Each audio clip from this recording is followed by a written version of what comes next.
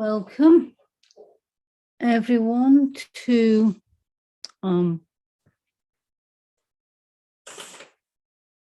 tonight's meditation. Let's all bow down to Sri Mataji, raise our Kundalini and do Bandhan.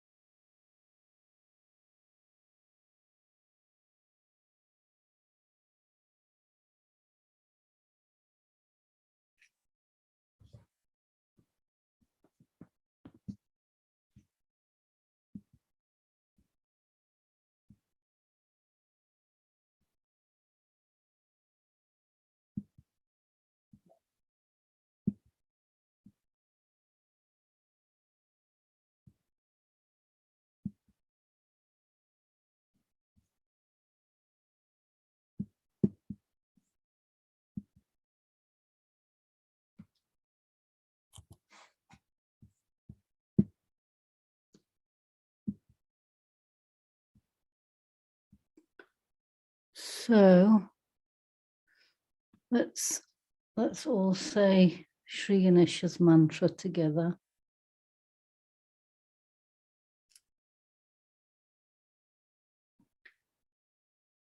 Om Tvameva Sakshat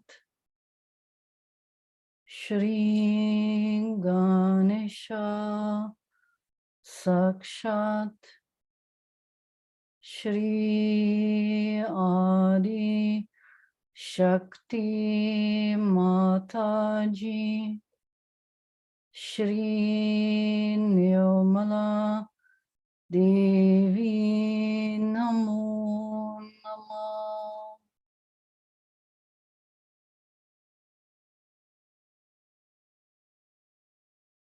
And we try to keep our attention in Sahasrara throughout the whole mantra. Om Tvameva Sakshat Shri Ganesha Sakshat Shri Adi Shakti Mataji Shri Nirmala Devi Namo Namah.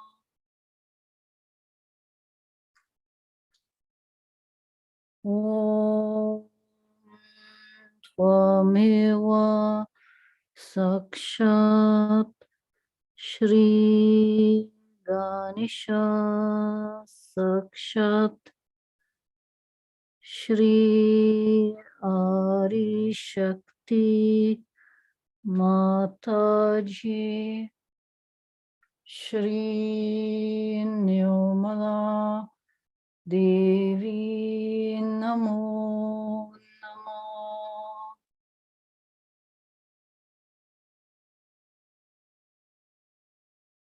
Om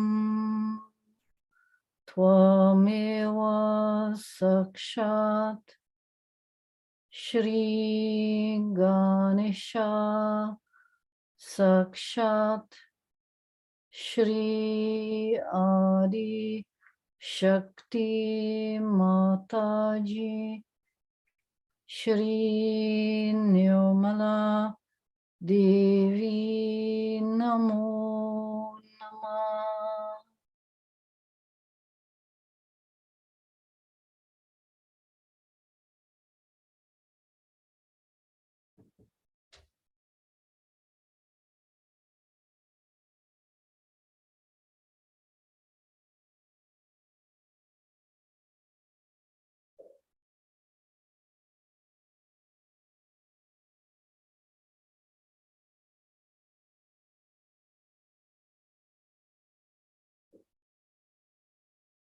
We put our hand on our heart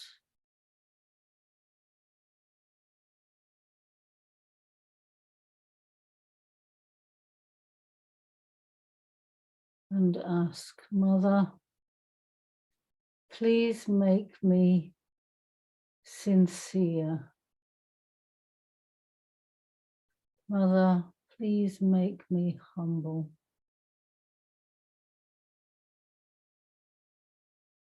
Mother, please make me innocent.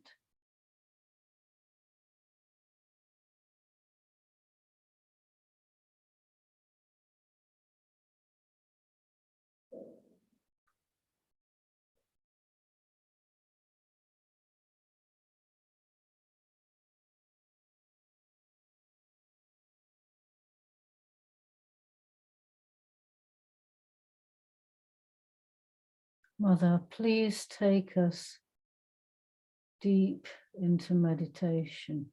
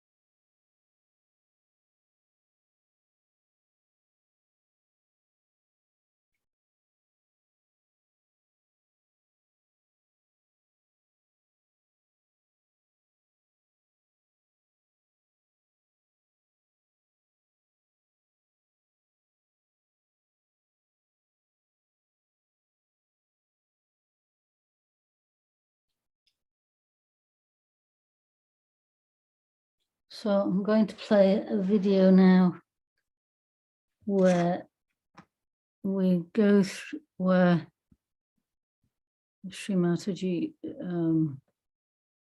we're washing Sri Mataji's feet and saying the mantras through the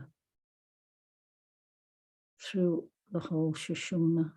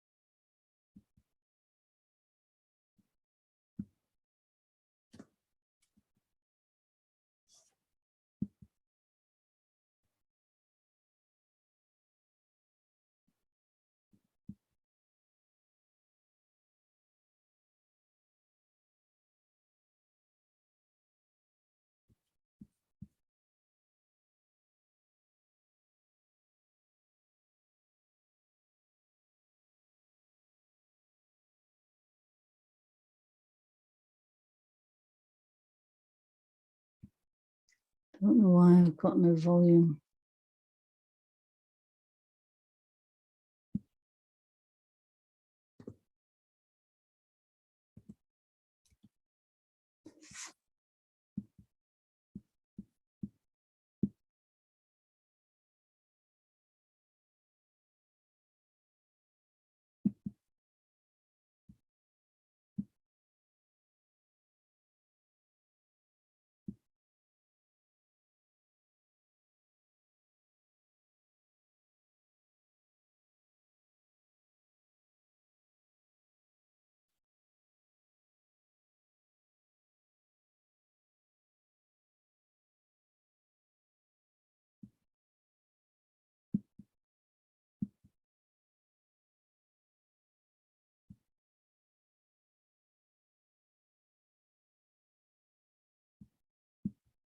Hmm.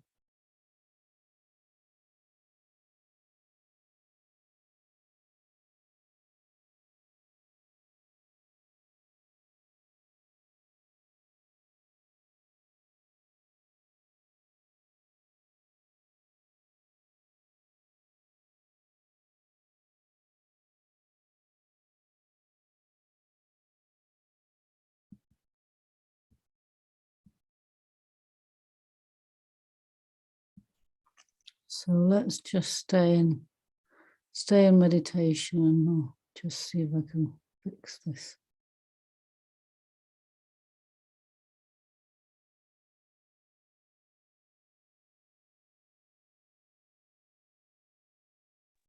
Sarah, you can send me this video on WhatsApp or something, and I will try and see if I can share it.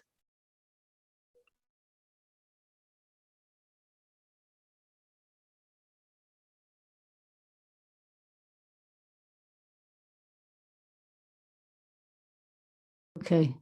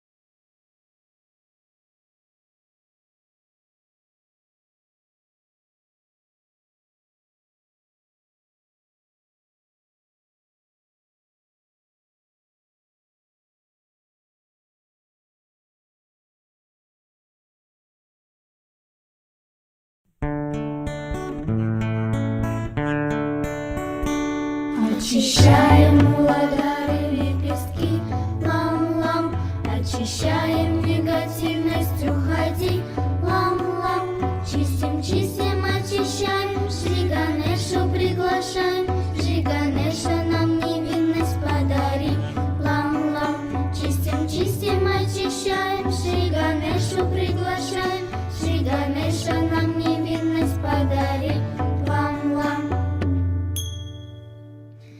Очищаем свадистана лепестки, вам-вам, очищаем негативность, уходи, вам-вам, чистим, чистим, очищаем, мы Шри Брахму приглашаем, Шри Сарасвати нам знание подари, вам-вам, чистим, чистим, очищаем, мы Шри Брахму приглашаем, Шри Сарасвати нам знание подари, вам-вам.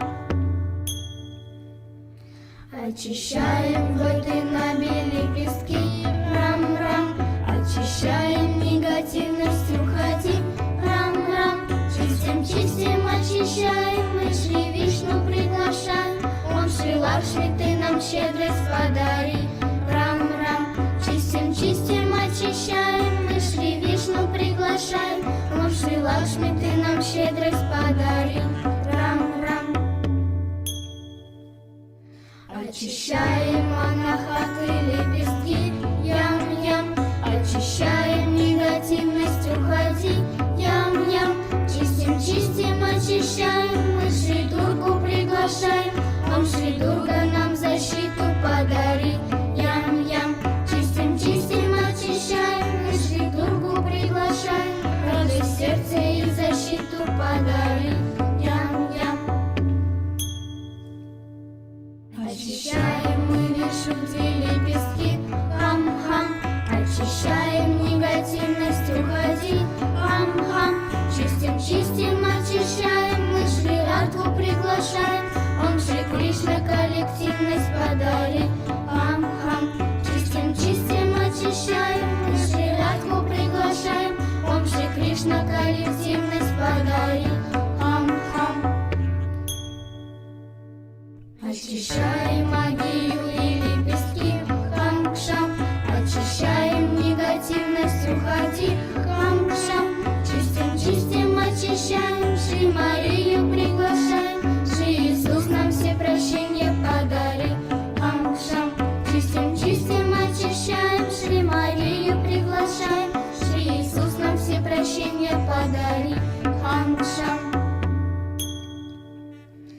Очищаем сахасрары лепестки, ом-ом, очищаем негативность, уходи, ом-ом, чистим, чистим, очищаем, Шри Матаджи приглашаем, ты прохладный ветерок нам подари, ом-ом, чистим, чистим, очищаем, сахасрару открываем, где Шри Матаджи Нирмала Деви, ом-ом, чистим, чистим, очищаем, Сахасрару открываем, Джай Шри Матаджи Нирмала Деви.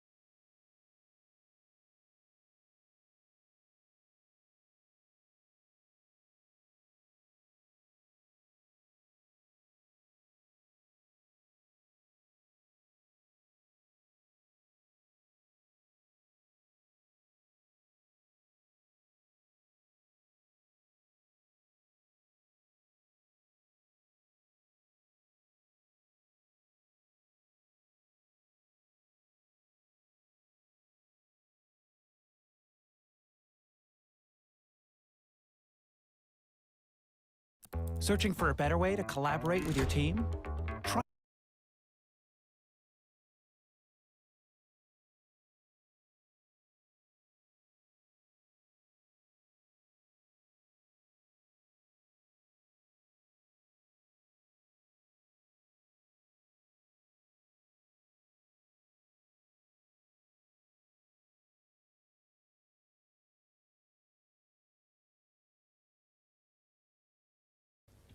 Today we have gathered here to worship Sri Krishna's incarnation.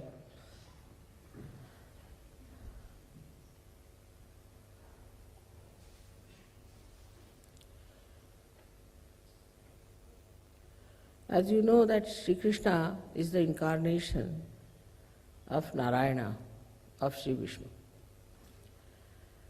So in every incarnation, they carry all their qualities, all their powers, and all their nature with them. So when he incarnated, he had all the qualities of Narayana and then that of Rama. But every incarnation tries to rectify whatever in their previous life has been misunderstood and have been carried to the extremes. That's why they have to come back again and again. It's too hot for me, I think. Can you not put it out? It's too hot.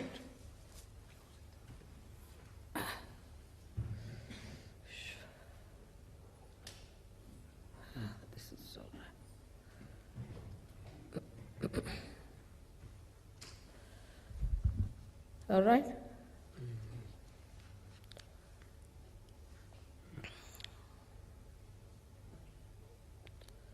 So, as Sri Vishnu, when he thought of taking his incarnation,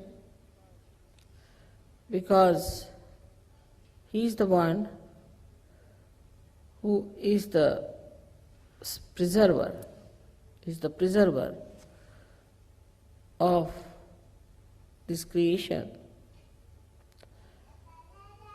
and also the preserver of dharma. So when he took his incarnation, he had to see that people keep to their dharma. By keeping the dharma all right only, you could get your realization. So the job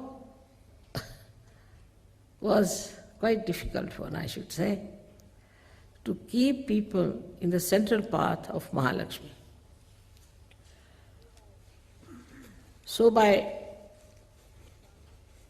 first incarnation, we can say that he tried to create a benevolent king as Sri Rama. Socrates has described a benevolent king. But as a result of that, people started thinking if they have become king and queen born in the family of royalty, then they are gods.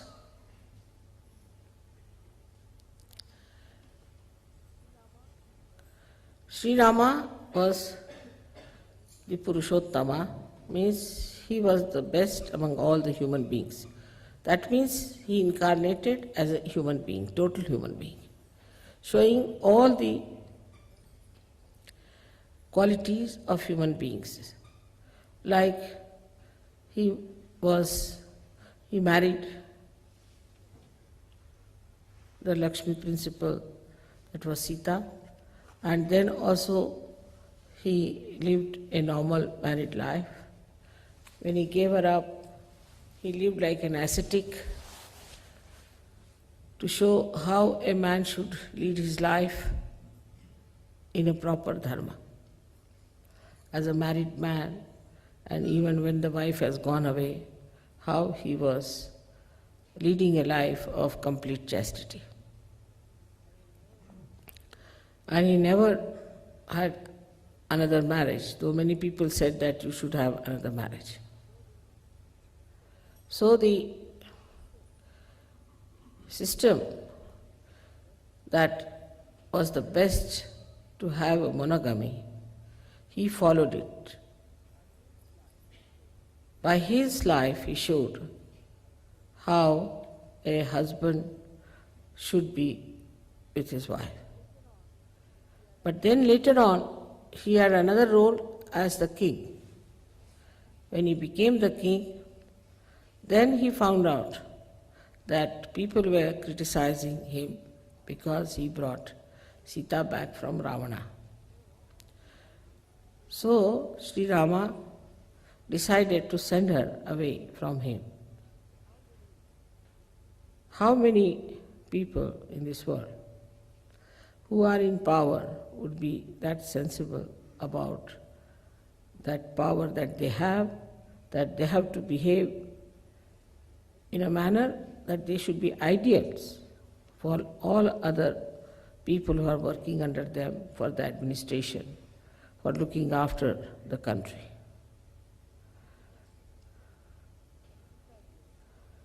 But Sita ji also, because she was also Mahalakshmi, she understood everything, the whole play, and she went away.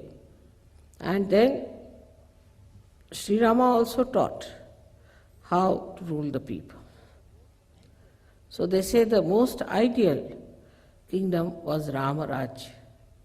When Rama ruled this world, there was peace, no competitions, everyone was joyous and happy because he was the one who was emitting fair play and dharma, joy, bliss and peace. So there was no need to have any struggle, no competition, no fighting, nothing. So this benevolent king came as an incarnation to show us how a king should be, and he led a life of a serious type, very dedicated and serious type of life, how a benevolent king should be. As a result of his incarnation, always people take to something which is not normal.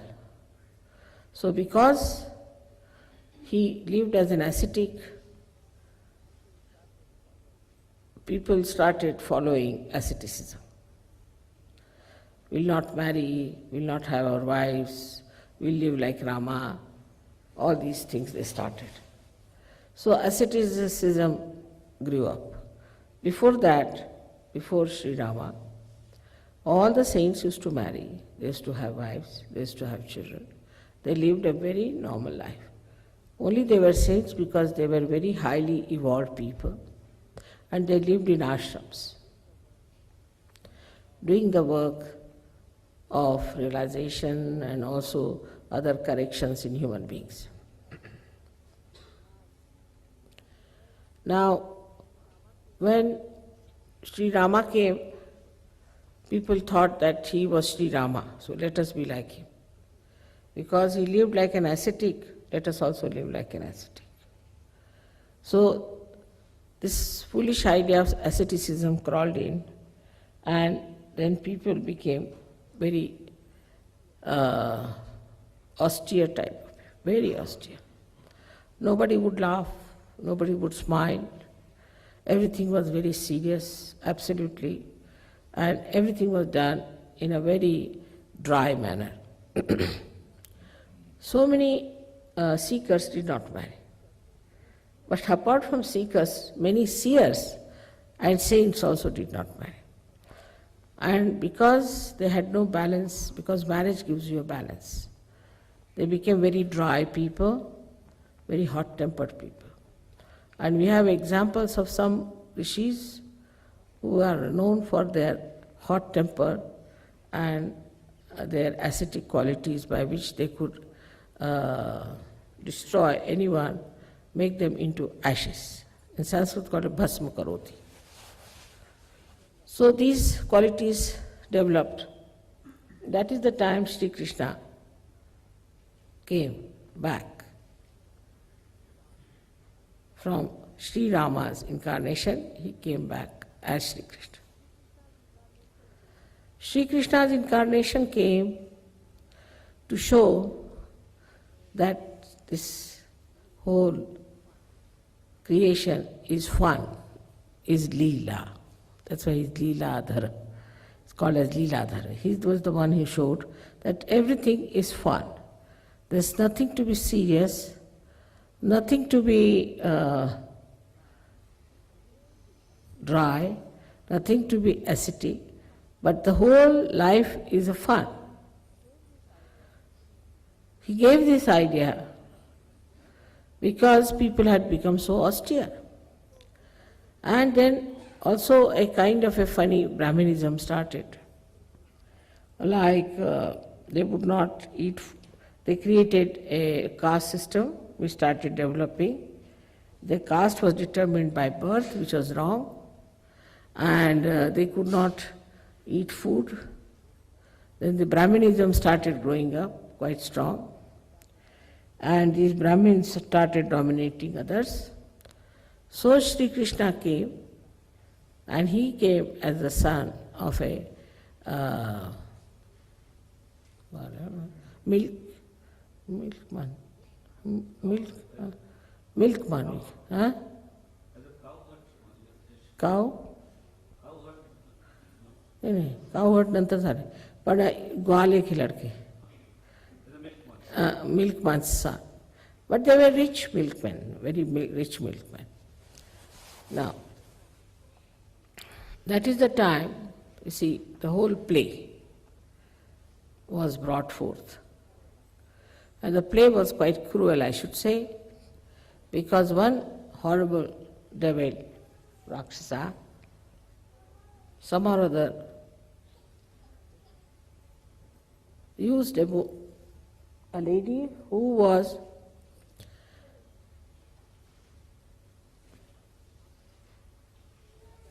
Kamsa Chiai, mother of Kamsa. And she is the mother also of, we can say the grandmother of Sri Krishna. So she had a son who was also a Rakshasa. So it's all a play of the same.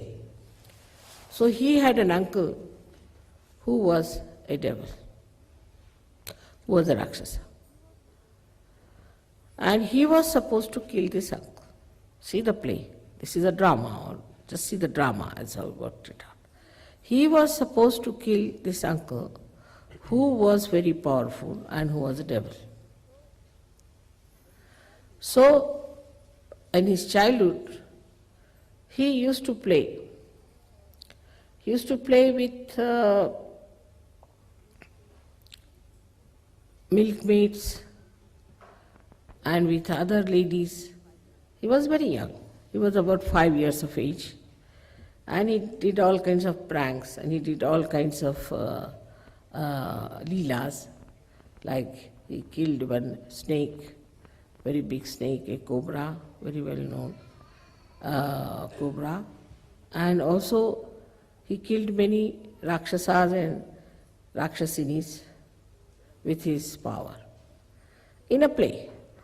Just in a play he used to do it. And you must have read the stories about him. How he showed that there is no need to have a big army of people as Sri Rama had. He didn't use any monkeys or anyone. Though Hanumana was sitting on his chariot, but he never used all these outside powers. Only whatever he had the weapons that he used to show that there is no need to use any army or other people to kill a Rakshasa. And all was in a very playful manner. At the time of Sri Rama, he was not supposed to know that he was an incarnation. But it was reflected to him by various methods that he was an incarnation. And still he would not accept it because he was not supposed to know. It's something like Mahamaya. But say all the cameras are now giving you all the evidence of the real Mahamaya, what she is like. But one may try to show that you don't remember, you don't have. You have no memory of it. Because if you remember it, then your action would not be human. They would become divine actions, and that may be not all right for human beings, because they won't be able to stand, or they'll be frightened, there'll be such an awe. So Sri Krishna normally behaved like a very ordinary person. Like in his childhood, he was very fond of butter. And as you know, butter is very good for the throat. For Vishuddhi, I have told you many times that on your tea you put some butter and take it, so that your throat, which is dried out, will feel better. So he was very fond of butter. And he would go and make his friends help him, and made a pyramid out of them, would climb up and break the butter container and would eat all that butter like a little baby. So one day his mother said, "All right, why did you eat butter?" He said, "I never ate." He said, "Then what is this on your mouth?" He said, "This is all these boys have put it on my mouth." You see, to him, even telling such little lies also was a fun with the mother. To that extent, like, don't tell lies, you must not. No, there was no fun in this kind of thing. So he told her a lie. "See now, these people have put it on my mouth, they have eaten all the butter, and now I am the one you are catching." So she said, "Really? Open your mouth." So he opened his mouth. And there she saw all this in the mouth. The whole universe moving in the Vishuddhi, the complete Vishuddhi chakra. She saw and she just bowed to him. And he says, "Why are you bowing to me?" As if nothing has happened. So, see, all his pranks and all his childish, sweet lies were just to create a feeling of understanding. And it's regarded as something very sweet according to the Indians, or we can say according to the Eastern ideas, that children are naughty like that with the mother. They all enjoy the naughtiness of the children. Little naughtiness here, naughtiness there. And the strictness of children, to a great extent, also is there because I think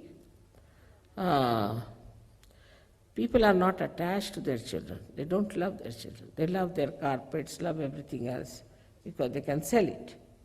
But they can't sell their children. And that kills the joy.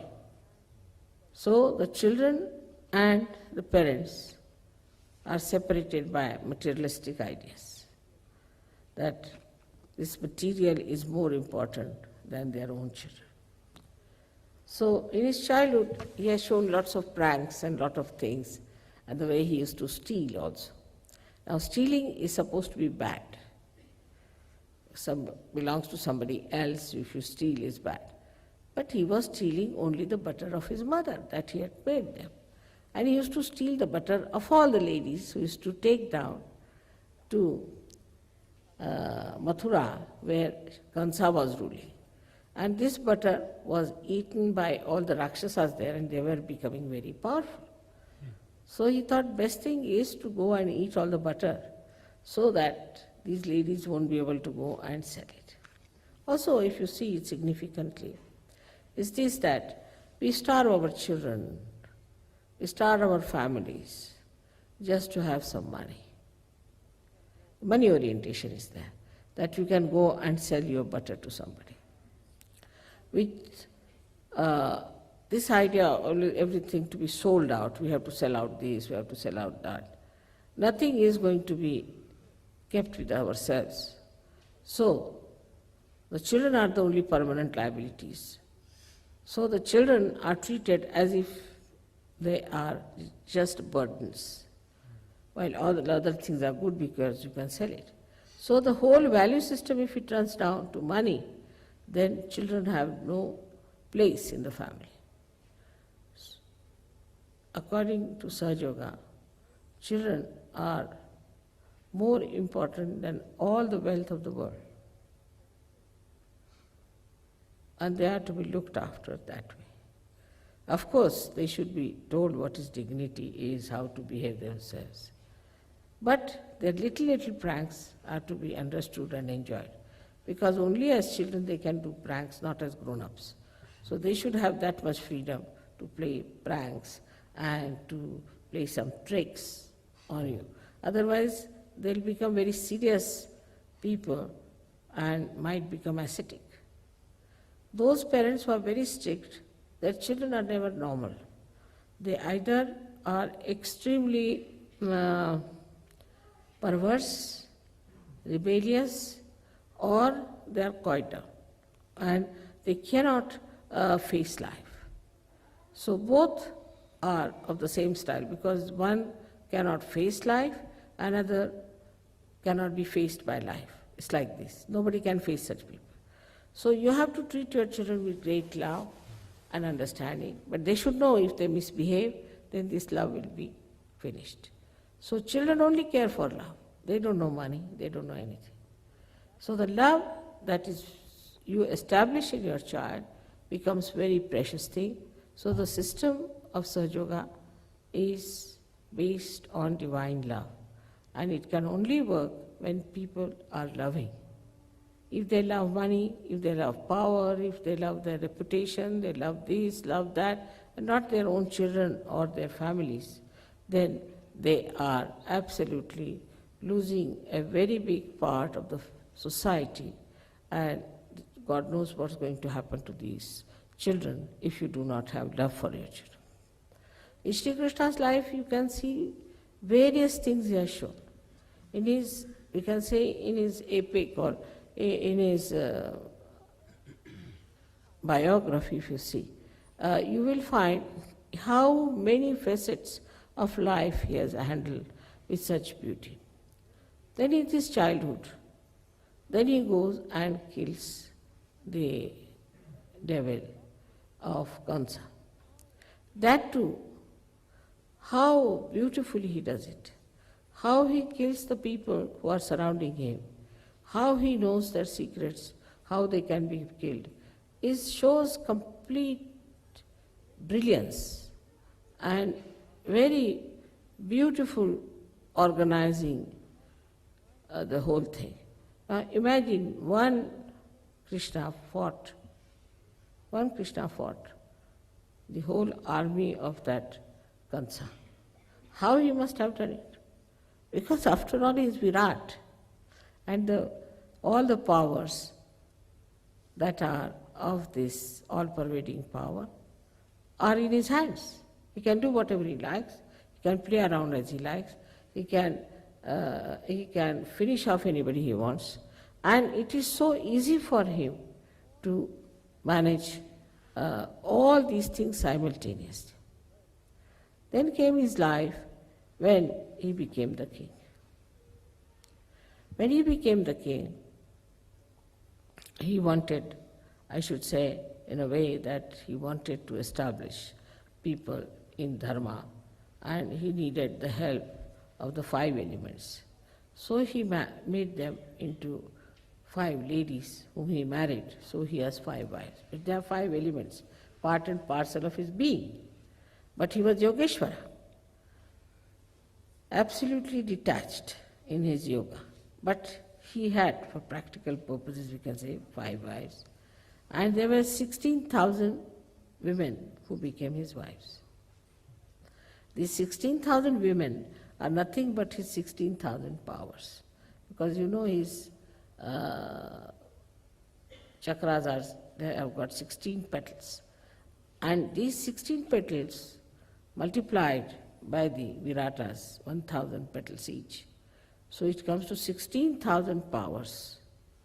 So these 16,000 powers were incarnated as women, were taken away by some horrible king, and he went there, fought that king, and brought these ladies Now, even now it is so that even an old man has a young lady with him. People will never think that there is good relationship. They'll always think there must be something wrong. So he had to marry them because he had to keep these ladies, so he married them. But mother's position is different because mother can have 1,000 children. But poor man, even if he has one woman around him, everybody will say he's a bad person. So he had to marry all of them, so-called marriage. And these 16,000 powers stayed with him, by which he established our Vishuddhi Chakra. Now, when we have our Vishuddhi problems, we have to know what are the deities on both the sides and what were their qualities which are lacking in us. That's why we are suffering. Let's see the right side, Vishuddhi, when we catch.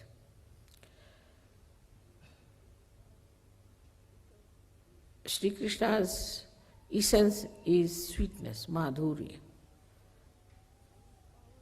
Madhurya. And his power was Radha. Ra is energy, Dham is the one who has sustained the energy. And her power was, she was called as Ahlad. Ahlad means joy-giving qualities she had. So Shri Krishna's qualities were that he was Yogeshwara, so he was the witness, and sweetness. Now a person who shouts and screams and talks loudly and loses his temper in a very loud voice, or who speaks very loudly all the time, they all suffer from the right Vishuddhi.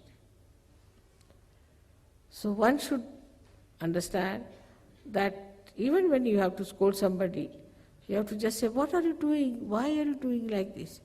Otherwise, why did you, like this? Finished, right Vishuddhi, over. It's finished now. So for the right Vishuddhi, we use the mantra of Vithala and Rakhumai, these two persons. You see, it is very significant, that also.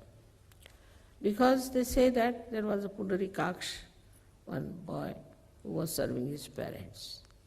And his parents were sleeping, he was pressing their feet. When Vithala and his power, Rakhumai, Rukmini, they appeared in the door. But he said, now keep quiet. My parents are sleeping, so you stay there. So he had one brick near him which he threw and asked them, you stay on that.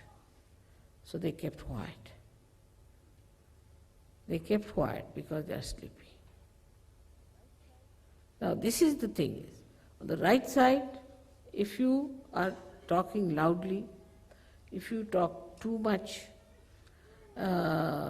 if you intimidate people with your talking, then you catch on right Vishuddhi. So for that, best is to take some rest and give some rest to your right Vishuddhi by stopping your talk. Go into mauna, they said, just don't talk.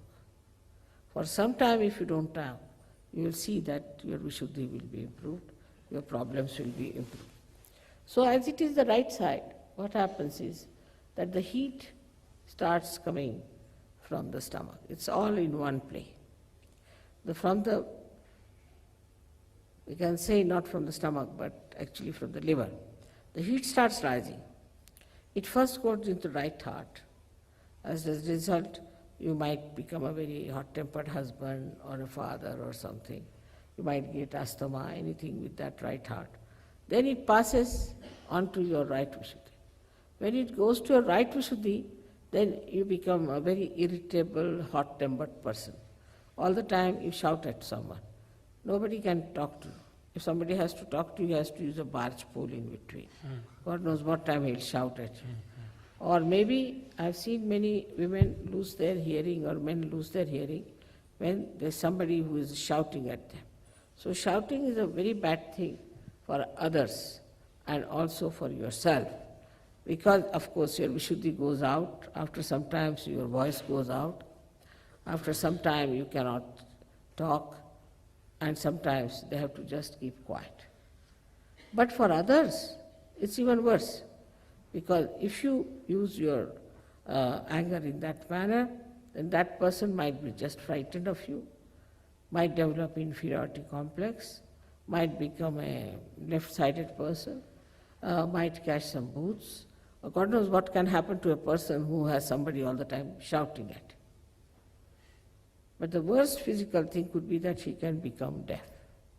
So, from Sri Krishna's life, one has to learn that how he would just play his flute and the whole atmosphere used to become absolutely quiet, without any ripple of any trouble, any idea of disturbance, just peaceful. But in modern times, the other way now. They have the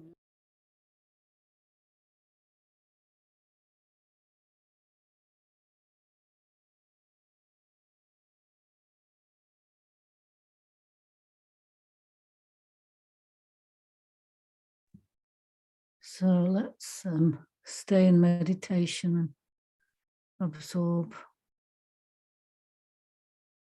for a bit.